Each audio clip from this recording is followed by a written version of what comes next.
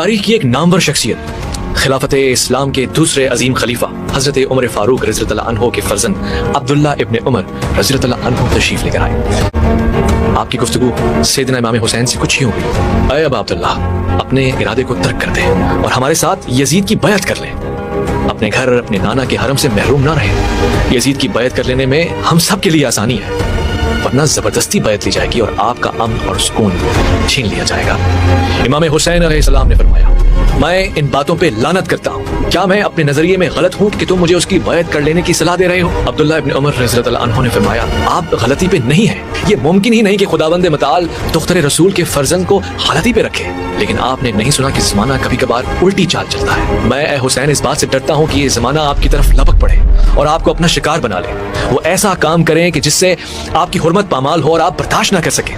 عافیت اسی میں ہے کہ ہم اور آپ اتفاق کریں اور مدینے میں ہمارے ساتھ بیعت کر لیں۔ امام حسین نے فرمایا، میں یزید کی بیعت کبھی نہیں کروں گا۔